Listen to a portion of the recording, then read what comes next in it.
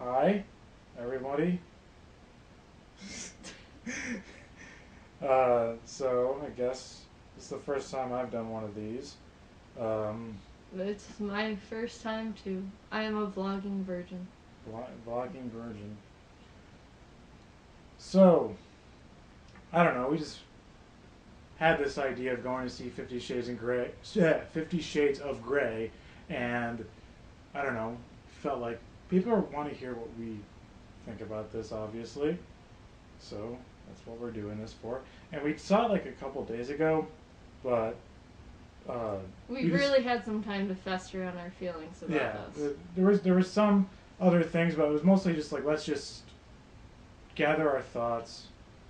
And I actually do think that was kind of a success a little bit because I do actually have a lot to say, About 50 Shades of Grey. which is what I didn't actually think was gonna happen. I thought like eventually like I was gonna like start to forget more, like I was gonna Yeah. slowly start to forget, but no, I remember a lot. Like it's very vivid in my memory, more so than I want to, because I just before everything like now every single time if I just happen to bite my lip, just out of like for no reason, just I think about it. So I'm like, oh great.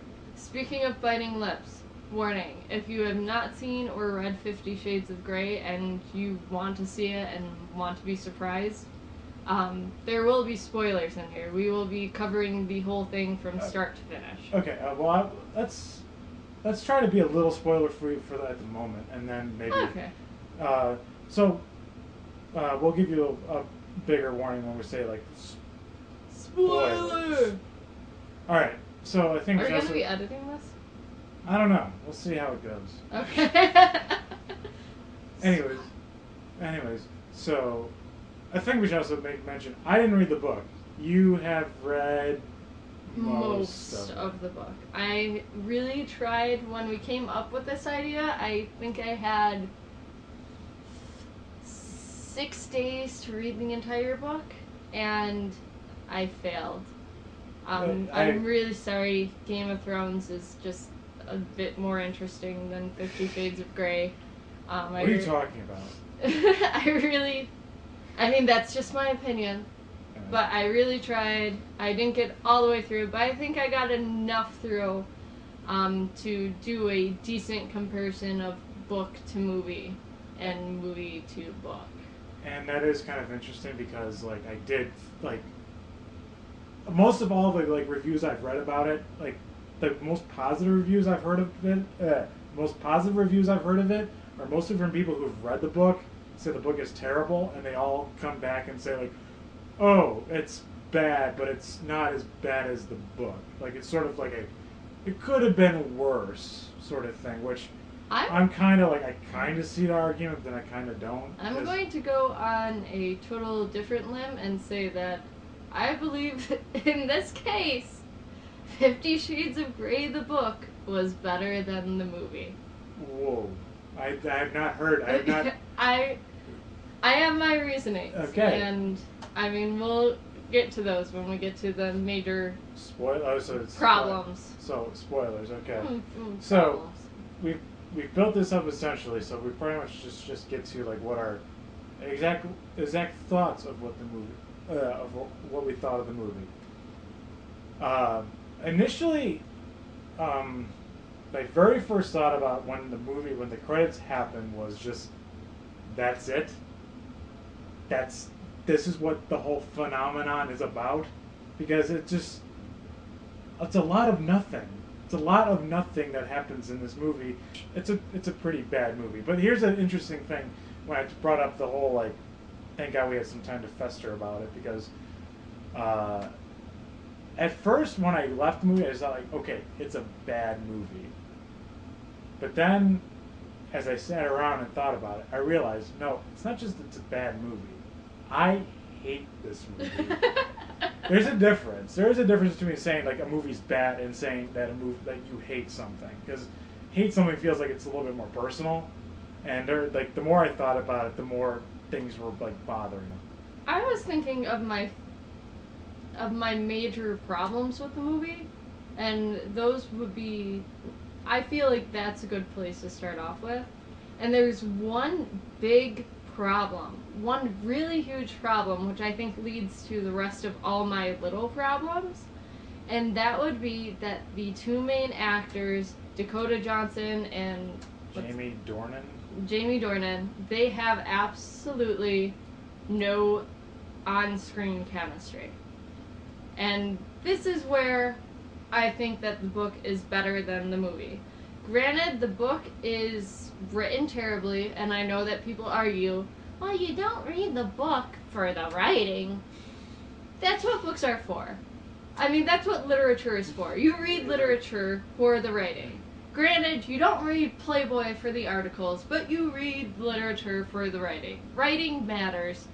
It shouldn't hurt to read. It shouldn't be static and jumpy, and the wording shouldn't be weird, and the characters shouldn't be presented as smart, but with saying words like surreptitious here and there.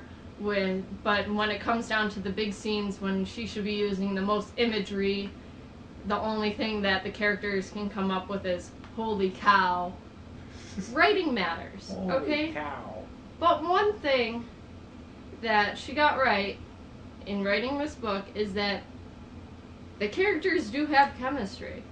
They blend. They do blend well. It's strange. I mean, it's supposed to be a quirky couple. I get it. But they do blend well in the end. And you do actually get a sense of attraction out of the two characters in the book. In this movie, you don't. In terms of, like, yeah, chemistry didn't work. In terms of performances, they're really nothing good. It's really awkward. The character, as represented in the book, is supposed to be one of those "I'm so awkward, I'm cute" kind of characters.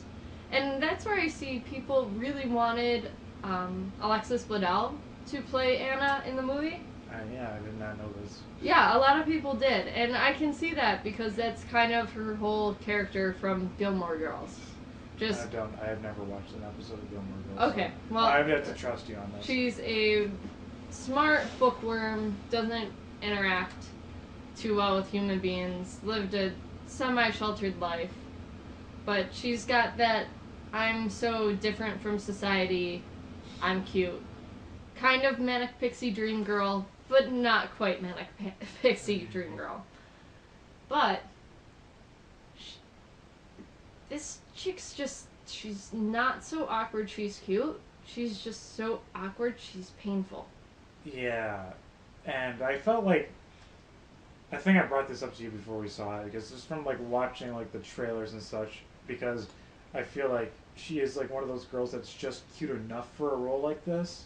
Like, I feel like it was a very well planned and well organized studio decision to get Dakota Johnson, because she's that perfect kind of attractiveness where she's not threatening.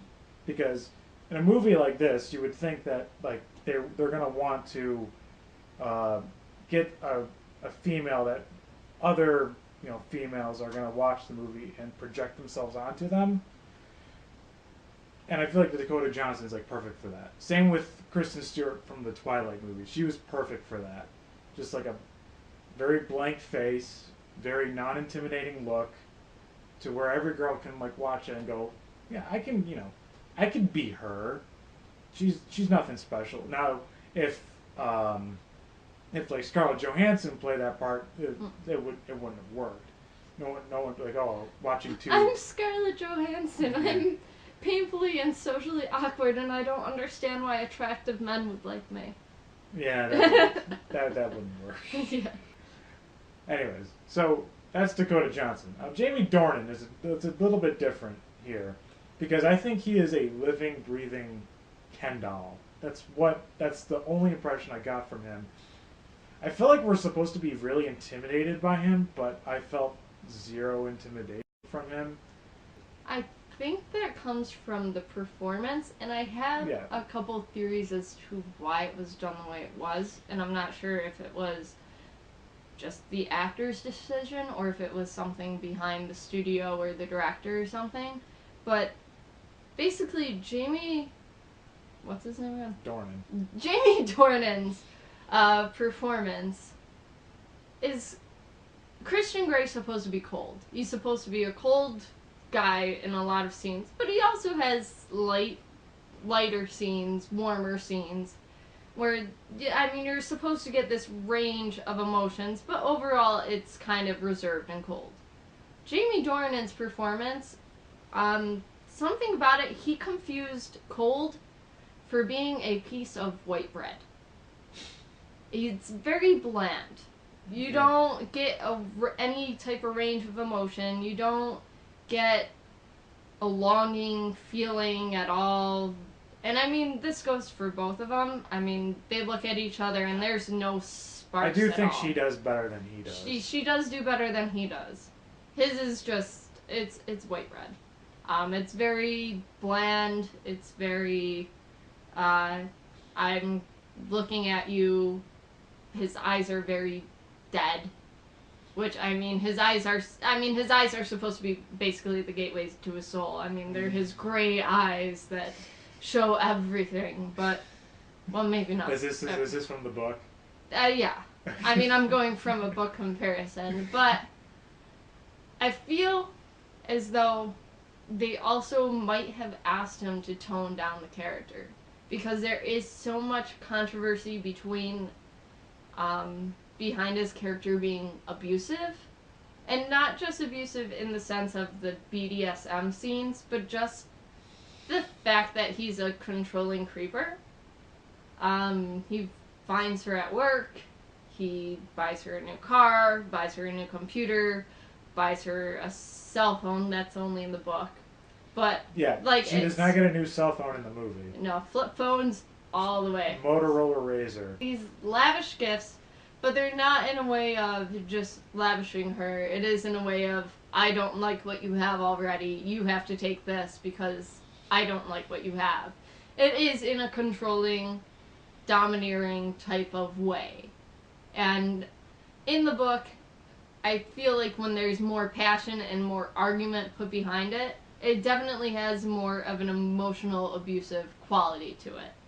And maybe that's why his performance was so bland. I mean, because they just wanted to, like, they wanted to they were scared of maybe going a little bit too far into the, like, little risque territory. Yeah, into the areas of emotional abuse. Yeah, which I guess, like, in a movie like this, they want to, like, you know, play all their cards right because due to the subject matter, which we're not even really talking about the BDSM scenes at right now, because they're really not. They're like the least important things about the movie, to be honest.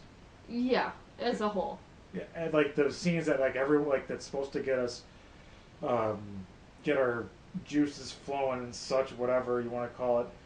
They're really, really boring. We'll get into that maybe a little bit later, but one other thing about Jamie Dornan, or maybe just the acting in general. Obviously, I think before he was cast in this, he was an underwear model, and it shows, and it's showing that he's obviously not like a really good actor, and that doesn't help when you have really, really bad dialogue, which when your characters don't like it, or your main actors don't like each other as well, which that was another problem that stems from my major problem. Like, there's a scene where this is an actual line of dialogue in the movie. I want to fuck you into next week. And he says it literally just like that. And that's a really, really bad line. You would like to think that maybe like a better actor might have made it work, but it's really awkward in the movie, and the way he says it is like, it's not believable. It's really awkward. I remember we snickered one day. I mean, there was also the line, I remember laughing at, if you were mine, you wouldn't be able to sit for a week. And, I mean, that was just about the same way he delivered that line as well. It was very just nonchalantly said. And this is also plays back to the fact that his performance seemed to confuse cold with bland. It came off like sarcastic and awkward. It was funny. I mean, it was literally just, it was a funny way to say that line. There was no, like, pizzazz behind it. There was no, oh my god, he just said that to her. It was just like, what? What did he say? It was really awkward. And I guess they're just assuming just because, like, he's a good-looking guy and he's rich and he's, you know, physically fit. I guess they thought, like, just having a guy say those lines, that's good enough. It wasn't any fire in the loins there. No. And, okay, I guess we should talk, I don't know, maybe this will be our, like, spoilers part, so from here on out, we're gonna. Can I just, before we get into the actual storyline? Oh, I actually have one more point too. Sorry. Please tell me that your point was Danny Elfman's yes. score. Exactly. Oh my god. So, I feel as though this score was chosen. Well, Danny Elfman was chosen to do this because they wanted to downplay the overtly sexual nature of the movie. So, using music that is different, I guess they wanted to kind of get you past the fact that technically the movie is supposed to be just basically all about sex. I mean, there is a relationship in there, but sex too. I can tell you have a different opinion.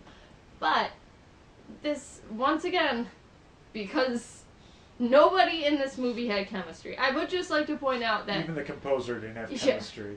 I would just like to point out that it's not just the two main characters that don't have chemistry as well. Like, every single relationship in this movie, whether it's a parental relationship, friendship relationship, every relationship feels just really forced. Yeah. But when this is true. But when your characters aren't blending well, you shouldn't go with the experimental music. It made scenes really weird. It just kind of pointed out the already obvious fact that they're awkward together. And, I mean, when they knew that their main actors didn't like each other, they should have just been blaring Barry White the whole time. I don't know. Well, not Barry White, but something a little bit more sensual than Danny Elfman. Because his score is a typical Danny Elfman score. That's the thing, though. I didn't think it was typical. I think, like, all I can think of was, like, man, Danny Elfman. Everyone talks about Tim Burton as the guy whose career has gone down a career, like, it's just a nosedive trajectory.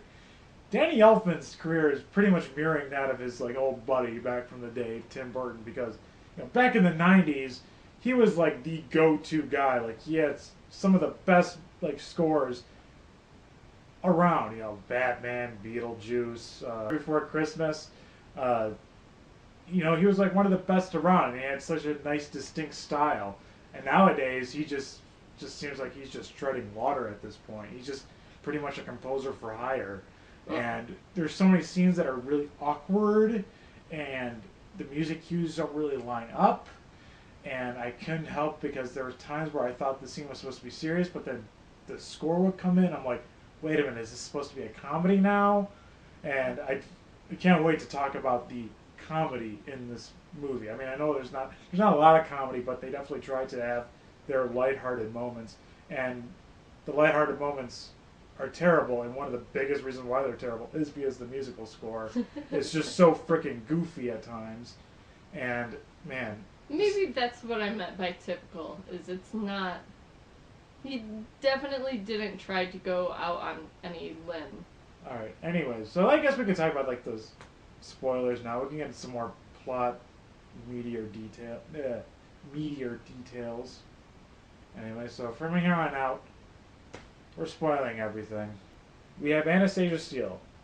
She meets this guy, Christian Grey. He's rich, he's wealthy, he's good looking. They fall for each other almost, like, instantaneously. I mean, like, she, like, walks out of, like, his... She walks out of his office, like... Yeah, she walks out of his office and, like, is, like, felt like she just seen, like, God, essentially. Yeah. She just found Jesus or something. And And he like begins to like, and he obviously had some attraction to her as well, and then he starts to like stalk her essentially. It's stalking. Yeah, it is.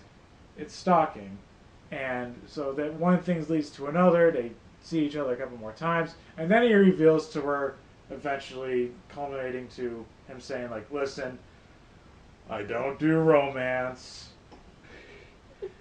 You hear that line so many times in Yeah. the movie. I don't do romance. This is what I do. And then he shows her this room of his, the Red Room of Death, and The Red Room of Pain. Red Room of Pain. Sorry. He shows her, and he shows that he is really into bondage, S&M, whips, Butt plugs. butt plugs, yeah. Needs to hit Yeah, people with. just pretty much, yeah, that's pretty much it. And she's just like, "Oh my god, you like to beat people up?" She doesn't say it like that, but she might as well have. And he's just like, "Yes, I do this for sexual pleasure." And he says it almost exactly like that, pretty much. And so his big thing is like he wants to dominate his sexual partner. He, wants them to fully give themselves to him.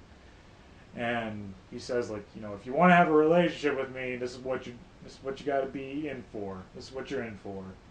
Because I don't do romance, which Yeah. because I'm sorry I keep repeating that phrase, but he repeats that phrase like 6 or 7 times in the movie.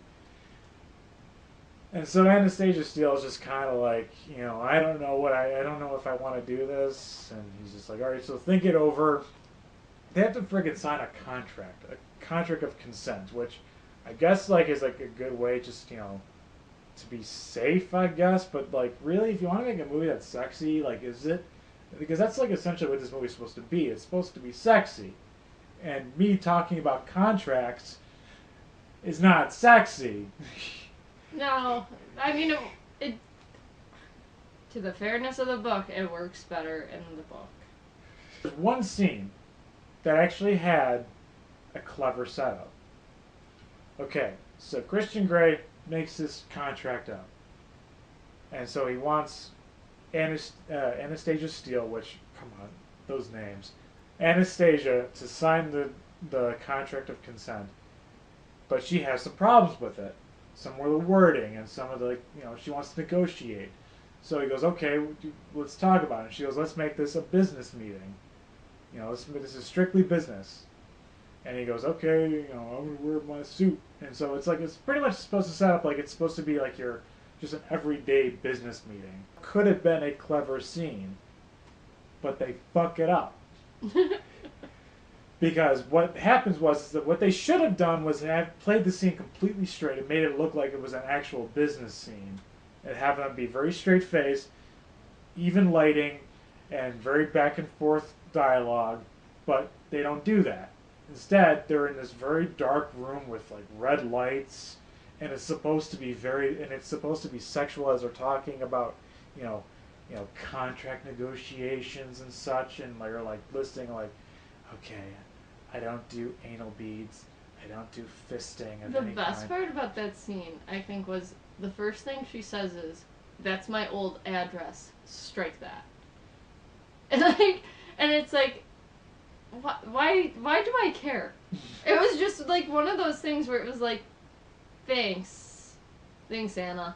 But that could have worked if that was played in a very straight manner. Sure. If it was played in a very like, okay, I do not do anal beads and I don't do any sort of anal fisting or vaginal fisting.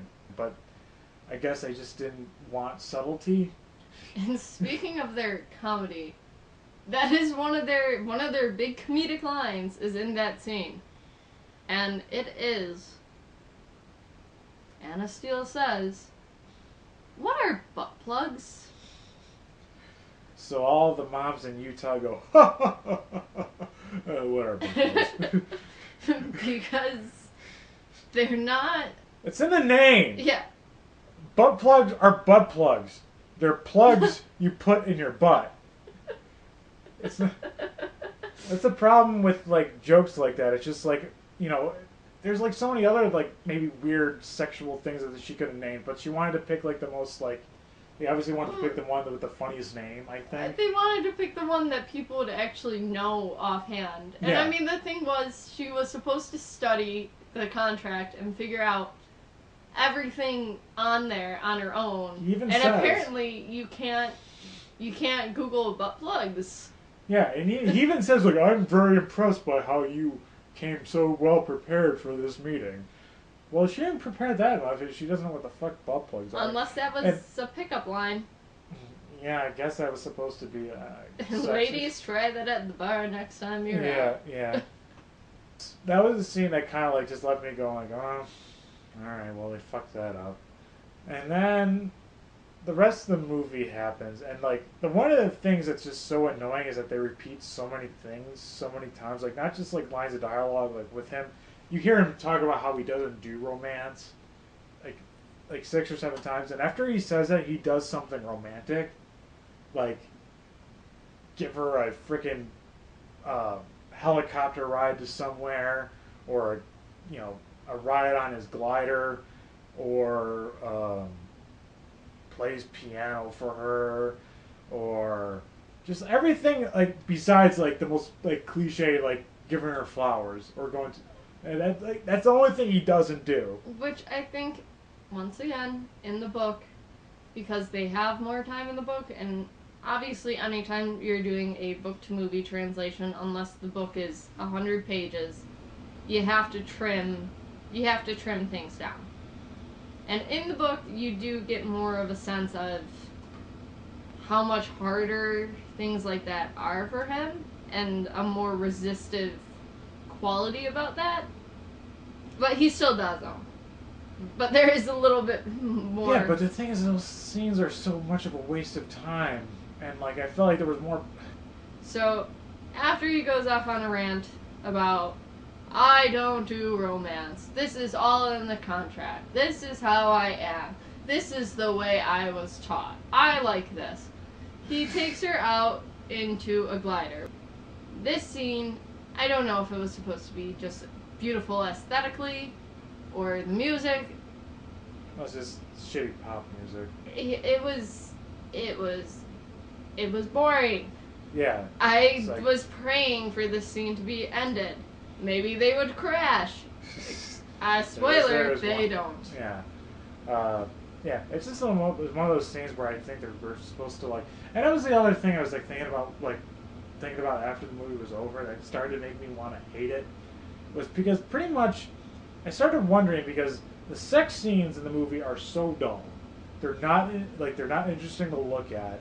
They're done in the most basic, traditional, boring way, but yet all the scenes with like the more the glitz and the glamour, like with the helicopter and the glider and his apartment, those are like all shown in like those are like shown with just as much focus as like the sex scenes. So it's like you wonder, are we supposed to be drooling over the sex scenes or over the fact that he has money?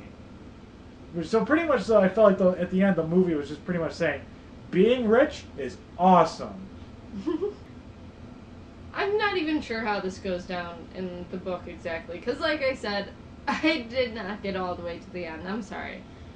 But, so, at a certain point, he pisses Anna off after they have another I don't do romance conversation. And she's basically like, why can't I touch you? And he's like, I don't do romance, Anna. And then she's like, can't we just sleep together in the same bed? Which they can't. And be normal people? And he's like, I'm not normal.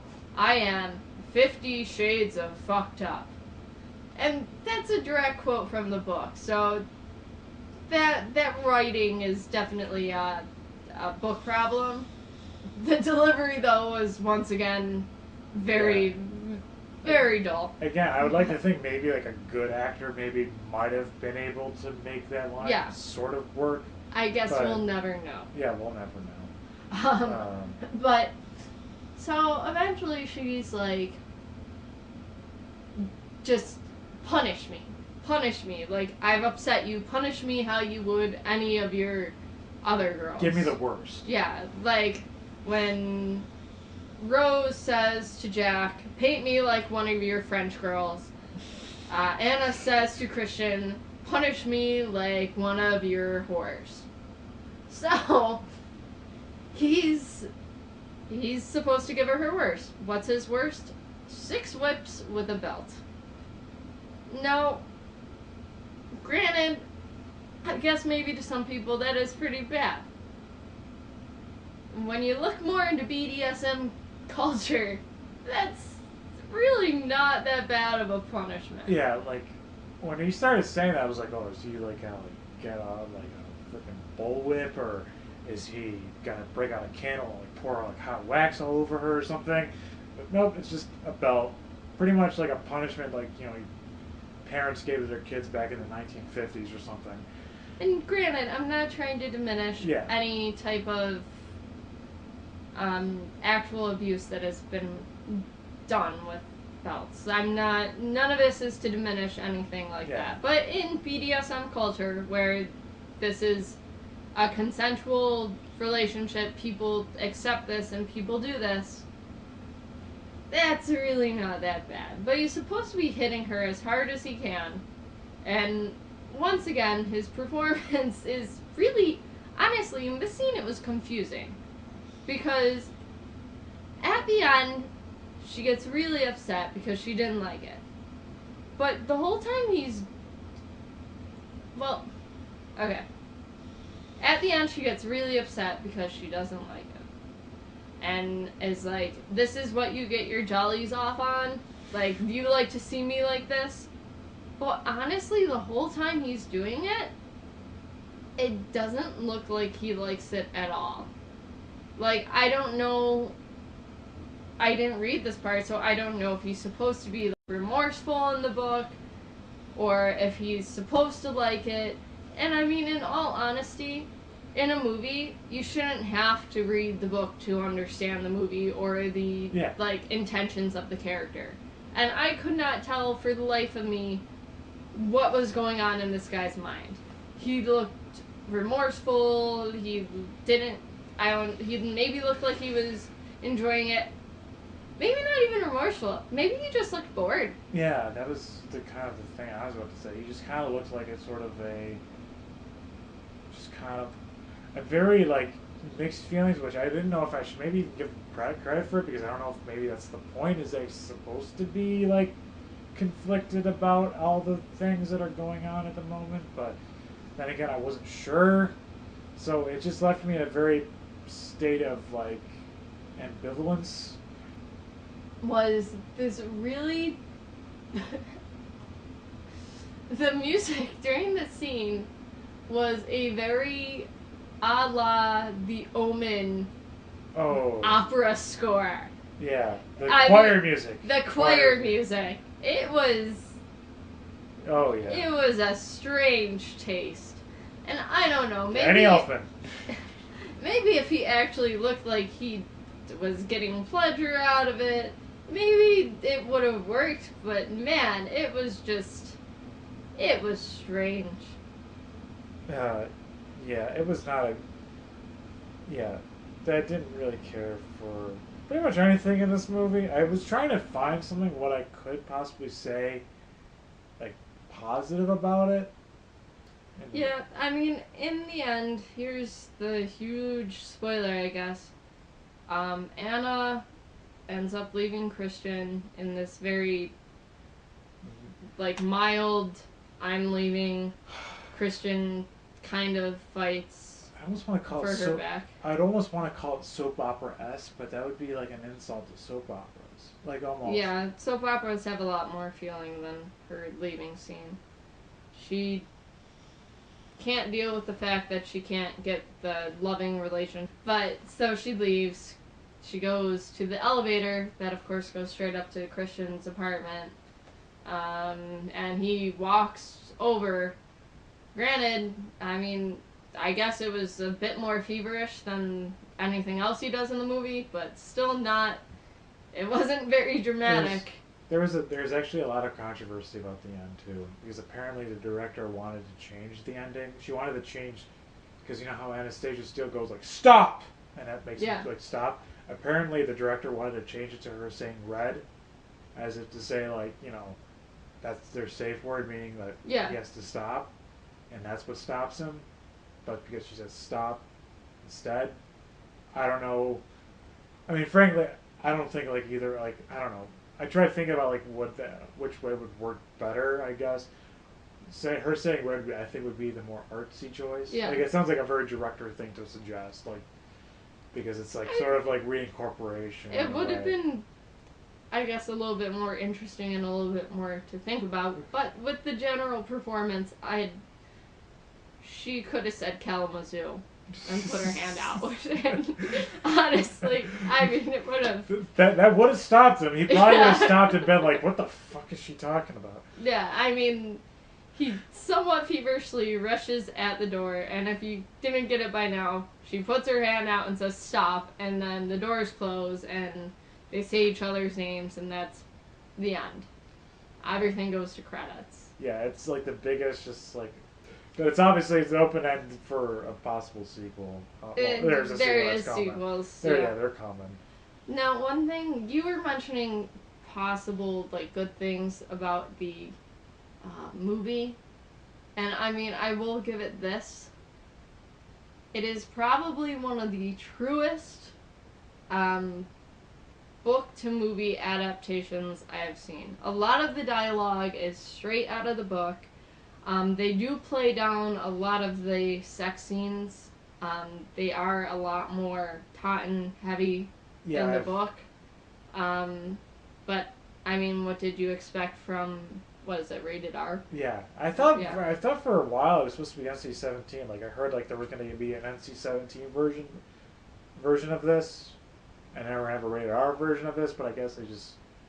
Oh, I've seen like dramatic readings of it, like like especially all like comedic ones, like with Gilbert Gottfried and George Takei and such. And I felt like the books really go into very detail about like each sexual act, like giving like very detailed descriptions of like when he touched me there, and then he began to massage my breast and shit like that.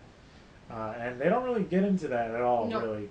And that's what I was like kind of thinking. Like, I was willing to give this movie a lot of credit if there was at one point it kind of turned me on or something, but it didn't even do that. Like, I never was like, oh, that was kind of hot. I didn't even get that. They repeat shots a lot. There's a lot of shots of him like kind of grazing her stomach. There's a lot of that. Yeah, it's very.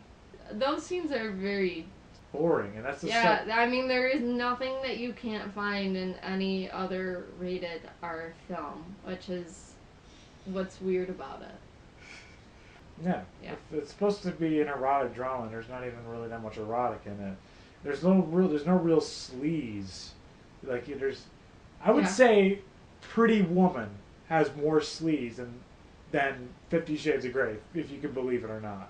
Because everything just feels so clean. Yeah. And just so sanitized. There's no like sense of like, I don't know, dirty or just something that's just passionate or something. It's just. It is. These scenes, they just aren't really much of anything. I mean, there's nothing really going on. There's a couple whip type items, but yeah, most of the hits are usually off screen. Mm-hmm. Like you don't really see anything, really, or it's done in slow motion, and I think they do that on purpose to make it seem like he's hitting her harder, but in reality it just looks it looks worse. And nudity would also be a good fine substitute as well. Yeah. You see a lot of boobs. Yeah. You see her naked like almost about 45% of the movie. And after a while you kind of just get kind of tired of it. But, like I was saying, book to movie adaptations, she doesn't shave in the book, she doesn't shave in the movie. So, hey. I mean, at least Yeah, you know. At least you've got that. He's sexually abused as a teenager in the movie. And that's what makes him who he is, like, eventually. And he kind of makes a point to make that, like, he was sexually abused and he misses his mother. Or he had, like, mother problems. His mother was, as he puts it, a crack addict. Crack-addict. Crack-addict. His mother was a crack-addict. His birth mother. Yeah, his birth mother. And so he has mommy issues and he was sexually abused as a teenager. And that's what brings out this dominant side of him. I mean, I think that's just... I feel like in real BDSM culture, that's not what drives all dominant. Yes, they do use that as an excuse for him to be the way he is. Definitely. But I feel like it more so puts that troubled past bad boy quality about him. Gives Anna something to fix, because that's normally what drives heroines to... You girls just want to fix us guys. And that's essentially what happens, is that because he starts off saying, like, I don't do romance. I don't do romance. But he does romance throughout the entire movie, so it gives like the impression, like, oh, you can change him. But the thing is, like, you don't even see him, like, be a hard ass or be like follow his own rules at all throughout the entire movie. That's also in the book. But like I said, in the book you have a bit more time to explain each situation, and he is kind of morphing and changing in the book. It's just a bit more hesitant than it is in the movie, which it's pretty much just like undone. Yeah, I mean, the movie, it moves so fast. I mean, one of his biggest rules is saying, like, I don't sleep with other people. And, like, one of the first scenes we see him in, like, maybe the third or fourth scene he's in, he's sleeping with her in a bed. Yeah. And then at the end he says, like, oh, I usually don't do that. So it's just, like, there's no, like, consistency with him. Mm-hmm. He's just kind of, he'll say something, but he does something different. And it's just like, I guess it's one of those, like, you can't really trust him, like, I don't know. And there's no real fight for it in the movie, which is, I think that's what makes it odd. Is he, like Ryan said, he does it, and there's no real fight for him to do it, but then he says, by the way, I never do that. But, like, that mean I'm going to take you out for coffee. By the way, I don't date. I'm going to sleep, just literally sleep in bed with you. That was probably, like, looking back on it, probably my favorite moment in terms of comedy. Because, like, just the thing about this, the fact that he takes her out for coffee and he's just like, I can't do this. Yeah. I can't do this. I'm sorry. Stay away from me. Stay away from me. We're just having coffee. Just stay away. Yeah. Then he sleeps in the bed with her, then he's like, by the way, I don't do that. Even though I just did. Even though I just did. Then he takes her to meet his family, and he's like, oh, by the way, I don't do that. Yeah, he's like introducing her to her family. Yeah. He's introducing himself to, goes to Georgia to meet her mom. Yeah. Just, like, every little thing, you just go, like, what?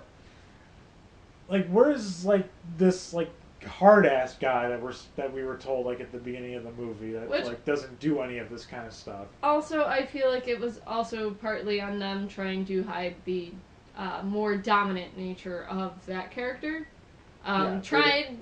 Instead of making it look like it was a romantic, I just want to see you, instead of you're out of my control because you're out of my reach, I'm going to come and see you. Yeah. I mean, there's two differences, and I feel like they either had to go with one and make him look like a softie, or go with the other and make him look like a creepy, abusive relationship guy. So they went with the softie approach, which just leaves for a really conflicted character. Yeah. Or it's just a character that just says one thing but does another. Yeah. Like, Because he keeps on saying the same things, but he just never commits to anything. And those conversations are long. Yeah, like by the third one, your eyes are rolling. Yeah, it just. And I mean, I can't wait for the musical. Oh. What a nice segue. Right? To what we're probably gonna. We're planning we're planning a musical to this. A musical. A musical. I don't know. We do have one song down. just really just a line or so. Just I don't do romance. That's all I have. Yeah, I mean, but that's like the big motif throughout the musical. He doesn't do romance. I don't do romance. Why can't I touch you? I made that clear. Just let me in. Like, jeez. That's gonna be our musical. It's gonna be the music of the night of the musical. Yeah, it's gonna be the really big song. You won't be able to get it out of your heads. It'll be the new "Let It Go." Yeah. Yeah. Exactly. It's gonna be just as big as "Let It Go." Just you watch. Yeah. Because what does Broadway not turn into a musical anymore? Because they'll turn anything into a musical. Yeah. So, I don't know. We're going on almost an hour. I don't know. We'll probably have to cut some of this down. Cut some of it down. I don't know if this is going to be like a regular thing.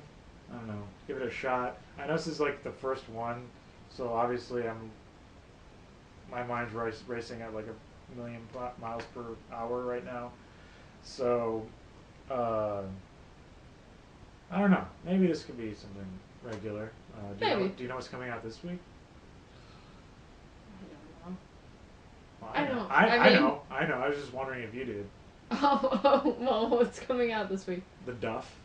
Oh, the Duff. the Duff. I mean, there's just so many opinions about that already. Oh, yeah. Don't just say that. Alright, we'll save it. So our next episode... The Duff! The Duff. Alright, so... Okay, I don't know if we introduced ourselves. That's Ryan. I'm Kristen. Dank happening critiques. Dank happening critiques. Over and out.